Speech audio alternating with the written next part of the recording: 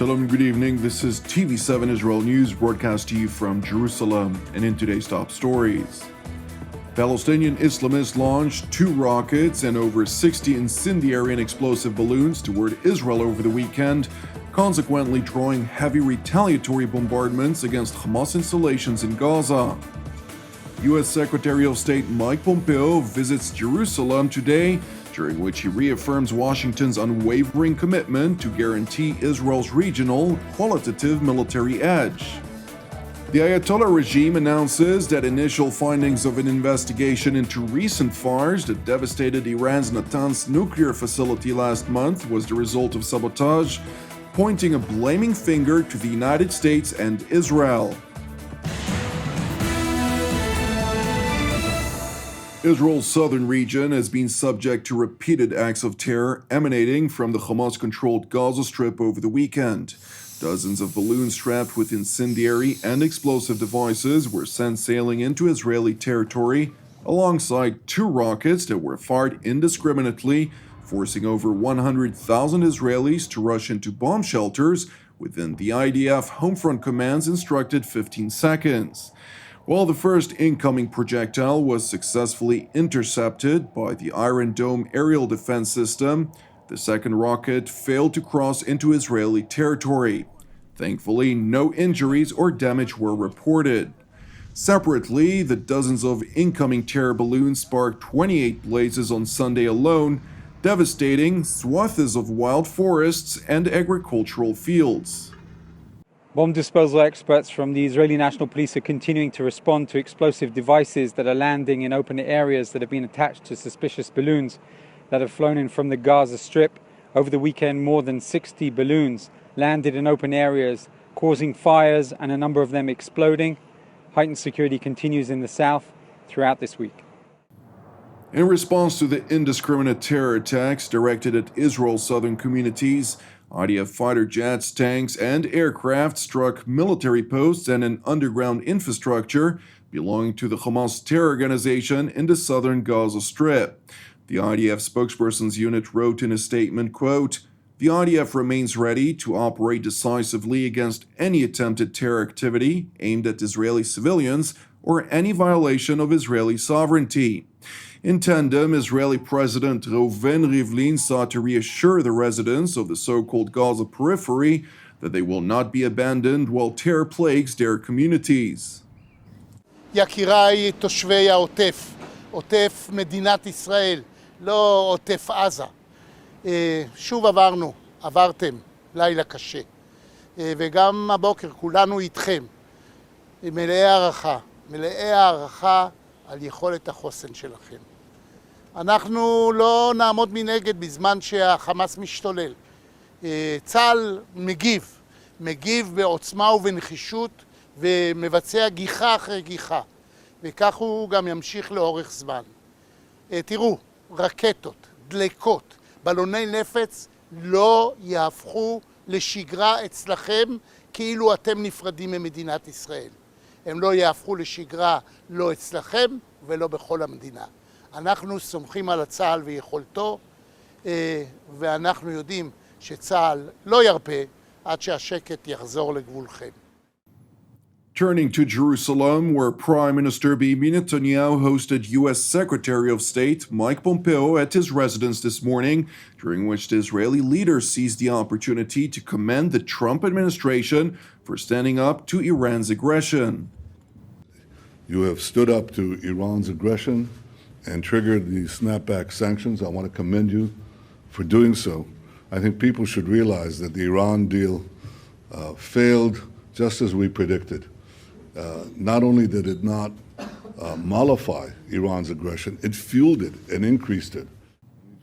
Netanyahu also rebuked the members of the United Nations Security Council who failed to support Washington's efforts, while further highlighting that when Arabs and Israelis agree on something, it makes sense for allies, especially in Europe, to pay attention. Gulf countries in the Gulf, speak out as forcefully as I'm doing now, and I think that I would suggest to our friends, especially our European friends, this point, that when Arabs and Israelis agree on something, it makes sense to pay attention. So congratulations on the stand, on the snapback, and on your overall opposition to Iran's aggression and its quest for nuclear weapons. Secretary Pompeo responded by reiterating U.S. President Donald Trump's commitment to thwart Iran's bid to acquire a nuclear weapon. He stressed that while behind closed doors, many leaders have voiced their support for the American efforts to implement an arms embargo on Tehran, the time has come for the international community to publicly account for the fact that the Ayatollah regime is on the cusp of attaining access to advanced weapon systems. I appreciate your support. President Trump's made clear Iran will never have a nuclear weapon, and we are determined to use every tool that we have to ensure that they can't get access to high-end weapon systems, air defense systems, the ones that the Prime Minister spoke of. We think it's in the best interest of the whole world. Many of these leaders tell me so privately. It's time to stand up. It's time to publicly account for the fact that Iran is on the cusp on October 18th of having access to those weapons and the money that will come from their sale of those weapons that will be used to inflict real harm, not only in the Middle East, but in Europe as well. Both Netanyahu and Pompeo also mentioned separately the recently announced accord between Jerusalem and Abu Dhabi, while further alluding vaguely to their anticipated prospects of additional Arab states following suit in the near future. The creation of full normalization between Israel and the United Arab Emirates. This has been brokered by President Trump with your assistance, and it has been a boon to peace and to regional stability. I think it heralds a new era where we could have other nations join. We discussed this, and I hope we'll have good news in the future, maybe in the near future. What's taking place here is deeply consistent with what President Trump set out to do. Create a more stable, more prosperous Middle East. This is a really good step in that direction. As I traveled through the rest of this trip, I'm very hopeful that we will see other Arab nations join in this. The opportunity for them to work alongside, to recognize the state of Israel, and to work alongside them will not only increase Middle East stability, but improve the lives in for the people of their own countries as well. In light of reports that revealed a secret clause to the Israeli-Emirati Accord, which alluded to Jerusalem's agreement to waiver its objection to the American sale of advanced weapon systems to Abu Dhabi, Netanyahu once again reiterated his claim that he had no knowledge of any such arrangement.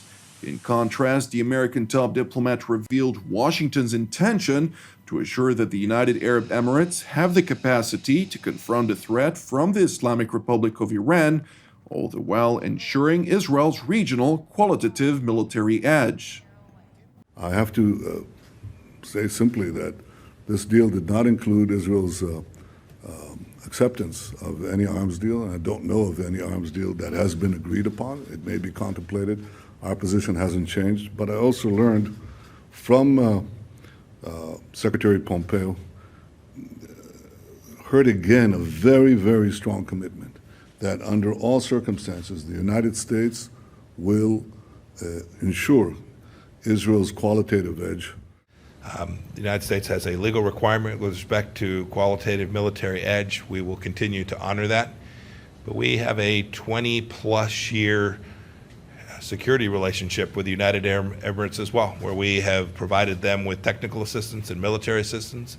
We will now continue to review that process to continue to make sure that we're delivering them with the equipment that they need to secure and defend their own people from this same threat from the Islamic Republic of Iran as well. We are deeply committed to doing that, to achieving that, and we'll do it in a way that preserves our commitment to Israel as well.